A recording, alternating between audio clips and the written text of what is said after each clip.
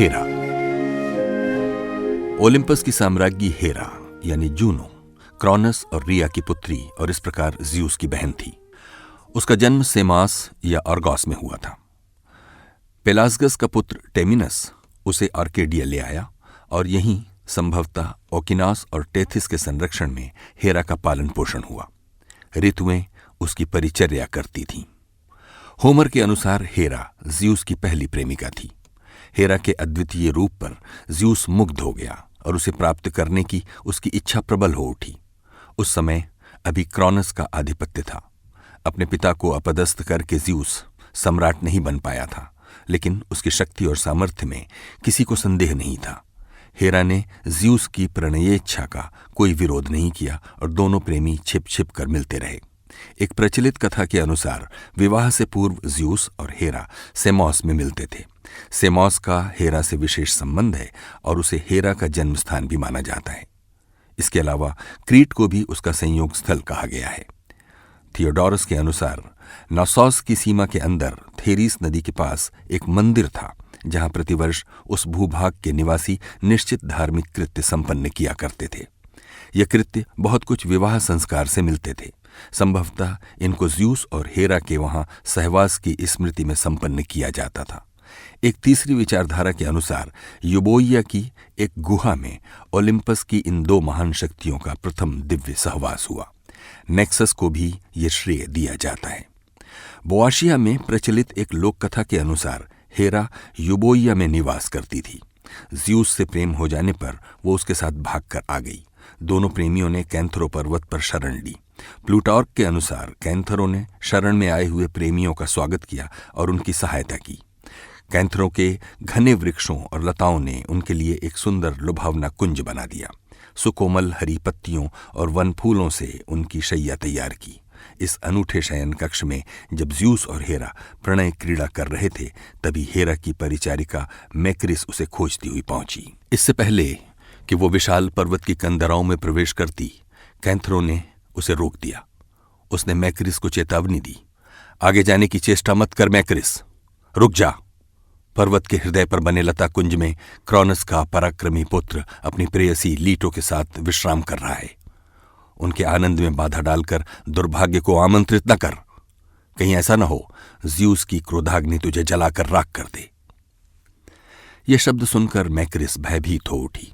वो आगे बढ़ने का दुस्साहस न कर सकी और चुपचाप वापस लौट गई। बाद में हेरा और लीटो की सादृश्यता प्रमाणित करने के कई प्रयास किए गए। कई स्थानों पर उनकी पूजा भी एक साथ होती थी, लेकिन ज़्यूस की सहवासिनी अपोलो और आर्टेमिस की मां लीटो के प्रति हेरा के प्रचंड क्रोध और ईर्ष्या की कहानी इस बात से बिल्कुल मेल नहीं खाती। इन सब के विपरीत ज़्यूस की प्रणय याचना की एक और कहानी भी प्रसिद्ध है। क्रॉनस को सिंहासनच्युत करने के बाद ज़्यूस स्वयं ओलिम्पस की सत्ता का अधिकारी बना। सम्राट हो जाने पर उसे एक साम्राज्ञी की आवश्यकता अनुभव हुई। उसकी सूक्ष्म दृष्टि ने अंततः हेरा को खोज निकाला।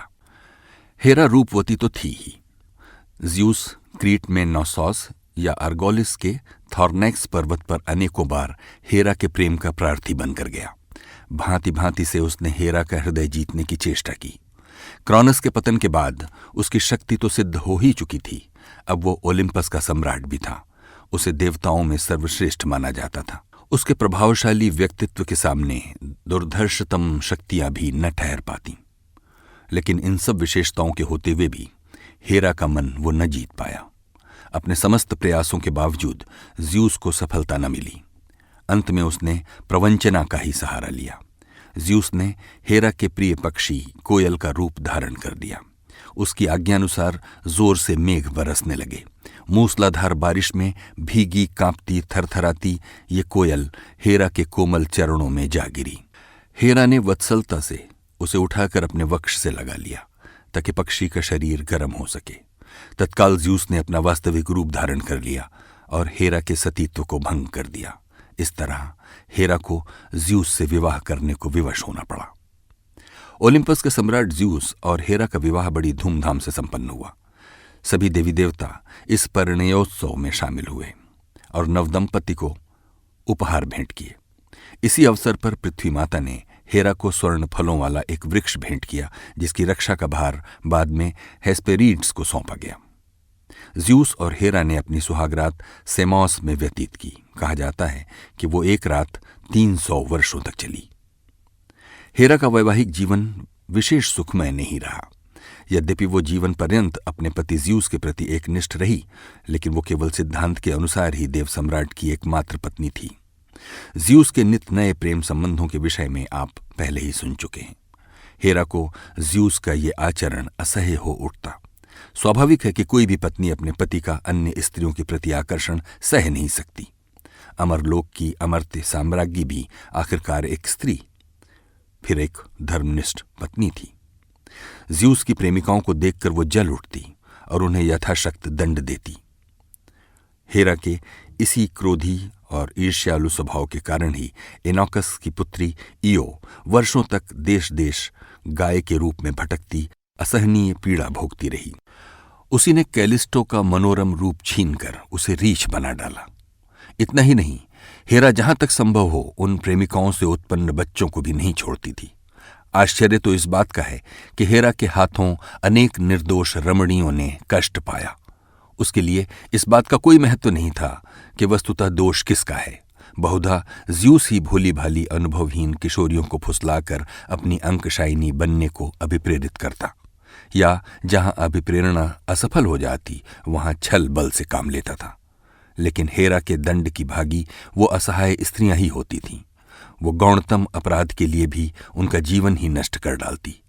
हेरा का क्रोध बड़ा भयंकर था और उसमें प्रतिशोध की भावना प्रबल थी। वो अपमान नहीं सह सकती थी।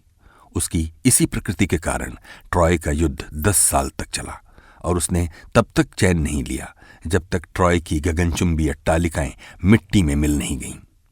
इसका कारण केवल ये था कि ट्रॉय के एक अभागे राजकुमार ने सौंदर्य प्रतियोगिता में हेरा की अपेक्षा एफ्रोडाइटी को अधिक सुंदर ठहराया था। हेरा इस बात को कभी भूल नहीं सकी। हेरा का ज़्यूस की प्रेमिकाओं को दंड देने का संभवतः एक कारण यह भी था कि ज़्यूस उससे अधिक शक्तिशाली था। ज़्यूस के गुप्त प्रेम संबंध का पता चल जाने पर हेरा नाराज भी हो जाती, अपने पति को धिक्कारती भी, लेकिन इससे अधिक कुछ कर पाना उसकी सामर्थ्य के बाहर था और प्रताड़ना का ज़्यूस पर कोई प्रभाव नहीं पड़ता था।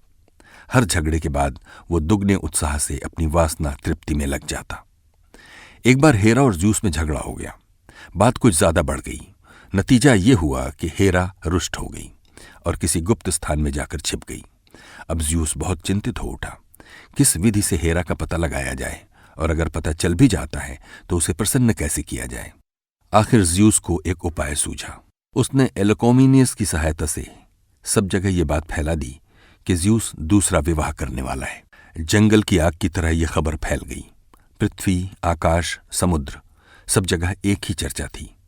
आश्चर्य, ज़्यूस की पत्नी उससे रूठकर चली गई और अब वो दूसरा ब्याह रचा रहा है। ओलिम्पस के देवी देवता कानाफूसी करते। पर्वतों घाटियों में यही बात गूंजती। सरसराती हवा पेड़ों पौधों को हिला हिला कर यही सूचना देती, ज़्यूस दूसरा ब्याह रचा रहा है। विवाह का दिन भी निश्चित हो गया। नववधू का नाम था डाइडेल। शुभ दिन आया। आभूषणों और पुष्पहारों से लदी नववधू की शोभा यात्रा आरंभ हुई। ओलिम्पस के श्रेष्ठतम श्वेत अश्वों से जुते हुए स्वर्ण रथ में सुंदरी आसीन हुई। बहुमूल्य वस्त्रों से लिपटी दुल्हन का घूंघट इस अवसर के लिए एथीनी ने स्वर्ण तारों से बुनकर तैयार किया था। शुभ यात्रा देखने को जन समुदाय बाढ़ आई नदी की तरह उमड़ आया। कैंथ्रो पर्वत पर प्लेटाया स्त्रियों के साथ छिपी हुई हेरा को यह संवाद मिला। वो क्रोध से पागल हो उठी। मेरे रहते ज़्यूस किसी अन्य स्त्री का परिणय करे? नहीं, मैं ऐसा नहीं होने दूंगी। ओलिम्पस साम्राज्ञी से उसका अधिकार कोई नहीं छीन सकता, और जो स्त्री ऐसा दुस्साहस करती है मैं उसे नष्ट कर दूंगी। हेरा भावावेश में दौड़ती हुई कैंथ्रो की गुफाओं से निकल आई और उसने विवाह यात्रा को रोक दिया। हेरा का क्रुद्ध रूप देखकर सभी स्तंभित रह गए। वो सीधी रथ के पास गई और उसने दोनों हाथों से नववधू का बहुमूल्य घूंघट फाड़ फेंका। लेकिन दुल्हन को देखते ही हेरा के आश्चर्य की सीमा न रही। उसकी बड़ी बड़ी आंखें और फैल गईं और मुंह खुला रह गया। ये कोई स्त्री नहीं बल्कि एक बड़े ओक वृक्ष को काटकर बनाई गई हेरा की प्रतिकृति थी। उसका नाम भी डायडिल यानी चतुराई से निर्मित था। हेरा के सुंदर मुख पर क्रोध का स्थान हर्ष मिश्रित आश्चर्य ने ले लिया और फिर वो जी खोलकर हंस पड़ी। ज़्यूस की योजना सफल हुई और इस तरह पति पत्नी का आनंद मिलन हुआ। इस देव दंपति की 3 संतानें हुईं। यौवन की देवी हीबी, युद्ध का देवता एरीज और इलीथिया प्रसव की देवी। हीबी और इलीथिया विशेष महत्वपूर्ण व्यक्तित्व नहीं है। एरीज के विषय में आप आगे सुनेंगे। इन तीनों के अतिरिक्त हेरा को हेफास्टस की माता भी कहा जाता है। जैसे एथीनी का जन्म केवल ज़्यूस से हुआ था, उसी प्रकार हेरा ने भी बिना किसी देवता अथवा व्यक्ति के संसर्ग से हेफास्टस को उत्पन्न किया। ज़्यूस को इस चमत्कार पर विश्वास नहीं हुआ। वो हेरा पर संदेह करने लगा, इसलिए उसने धूर्तता से हेरा को एक बलकृत कुर्सी पर बैठा दिया। इस कुर्सी की विशेषता ये थी कि वो बैठने वाले को अपनी बाहों में कस लेती थी और उसकी पकड़ से छूटना असंभव था। हेरा बहुत चीखी, चिल्लाई, लेकिन ज़्यूस ने उसे तभी मुक्त किया जब उसने स्टिक्स की सौगंध खाकर कहा कि हेफास्टस केवल उसी का पुत्र है। साहित्य और कला में हेरा का चित्रण एक सुंदर गरिमा युक्त स्त्री के रूप में हुआ है। उसका लंबा स्वस्थ शरीर बहुधा पूरा ढका रहता है। सिर पर एक छोटा सा ताज है जो उसकी प्रतिष्ठा का प्रतीक है। कहीं कहीं उसे सिर पर पुष्पहार धारण किए हुए दिखाया गया है। उसके हाथ में राजदंड है। हर्मियोनी की प्रतिमा में राजदंड पर एक कोयल बैठी है। कोयल और मोर उसके प्रिय पक्षी थे, इसलिए बहुधा उनका चित्रण हेरा के साथ हुआ है। हेरा का मुख्य संबंध स्त्रियों के जीवन से है। उसकी अपनी पुत्री शिशु जन्म के समय स्त्रियों की सहायता करने वाली इलीथिया से हेरा का सादृश्य कभी कभी भ्रम उत्पन्न कर देता है। रोशर ने उसे चंद्रमा की देवी कहा है। चंद्रमा का स्त्रियों के शारीरिक जीवन से संबंध माना जाता है, इसलिए इस प्रकार भी वो स्त्रियों की ही देवी हुई। उसे पृथ्वी की देवी भी कहा गया है, लेकिन उसका सीधा संबंध पृथ्वी नहीं बल्कि स्त्री की प्रजनन शक्ति से है। साधारणतया हेरा को मानव जीवन के महत्वपूर्ण अंग विवाह की देवी कहा जाता है। हेरा के क्रोधी स्वभाव के कारण उसे वायुमंडल में होने वाली उथल पुथल का मानवीकरण भी माना जाता है, लेकिन यह विचारधारा कुछ विशेष युक्ति संगत नहीं है। हेरा की प्रिय सेविका और संदेशवाहिका है आइरिस यानी इंद्रधनुष। वो ज़्यूस के संदेशवाहक हेमीस की तरह ही वेगवान है। वो हवा में इतनी गति से उड़ती चली जाती है कि पता भी नहीं चलता, लेकिन हाँ, उसके रंग बिरंगे कपड़ों की झलक जरूर दिखाई पड़ती है। उसका 7 रंगों का आंचल पीछे लहराता रहता है। हेरा की उपासना के मुख्य केंद्र मायसीनी, स्पार्टा, आर्गू, रोम और हेरायम में थे। प्राचीन ग्रीस में उसके अनगिनत मंदिर थे और बहुधा मंदिरों में ज़्यूस के साथ उसकी भी अर्चना की जाती थी। हेरा की बहुत सी प्रतिमाएं ग्रीस और इटली से प्राप्त हुई थीं, जिनमें से अभी तक कई सुरक्षित हैं। रोम में हेरा और जूनो का विशेष पर्व मैट्रोनीलिया में धूमधाम से मनाया जाता था। देश के विभिन्न भागों में जहां कहीं भी हेरा के मंदिर और मूर्तियां थीं, इस दिन लोग एकत्रित होकर देवी की सार्वजनिक आराधना करते। उसके बाद उत्सव का आयोजन होता। एक ऐसे ही पर्व पर एक वृद्ध देवी हेरा की आराधना करने आर्गू के पूजालय में जाना चाहती थी। यह स्त्री अपनी किशोरावस्था में उस मंदिर में हेरा की पुजारिन रही थी। उसने गृहस्थ जीवन में प्रवेश करने के लिए वर्षों पहले वो मंदिर छोड़ दिया था। मरने से पहले वो उसे एक बार फिर देखना चाहती थी, लेकिन रास्ता लंबा और धूल से भरा हुआ था। वृद्धावस्था के कारण वो इतनी दूर चल नहीं सकती थी, इसलिए उसने अपने पुत्रों क्लियोबिस और बीटन से कहा, बेटा, अब मैं बहुत वृद्ध हो गई हूं, न जाने कब मृत्यु आ जाए। चाहती थी मरने से पहले एक बार आर्गू में देवी हेरा के दर्शन कर पाती। इतनी दूर चल सकने का सामर्थ्य है नहीं। कितना अच्छा हो कि तुम अगर गाड़ी जोतने के लिए 2 सफेद गायों का प्रबंध कर दो। एक बार आर्गू हो आऊं तो जीवन सफल हो जाए। क्लियोबिस और बीटन बहुत प्रयत्न करने पर भी 2 सफेद गौओं का प्रबंध न कर पाए। अब क्या हो? वो चिंता में पड़ गए। उन दोनों के होते हुए भी अगर मां की अंतिम अभिलाषा पूरी न हो तो धिक्कार है ऐसे जीने पर। अंततः दोनों मातृभक्त पुत्रों ने मां की गाड़ी में खुद जुत जाने का फैसला किया। गाड़ी पर वृद्धा बैठी थी और दोनों बेटे उसे खींचते हुए मंदिर की तरफ ले जाते थे।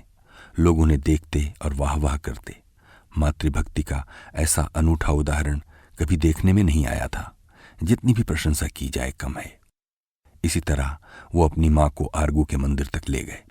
वृद्धा की आंखों से स्नेह और हर्ष के आवेग से आंसू झरते थे। वो बहुत प्रसन्न थी। जब वो मंदिर में पहुंची और उसने देवी की प्रतिमा के सामने सिर झुकाया तो यही प्रार्थना की, हे देवी, मेरे बच्चों को श्रेष्ठतम वरदान दो, वो सदा सुखी रहें। वृद्धा की अभिलाषा पूरी हुई। पूजा के बाद जब वो बाहर आई तो उसके दोनों बेटे नींद की गोद में सदा सदा के लिए सो गए थे। ओलिम्पस की साम्राज्ञी हेरा ने उन्हें इलीसियन देश में पहुंचा दिया था, जहां दुख का नाम नहीं था और जहां के निवासी अनंत काल तक सुख का भोग करते रहेंगे।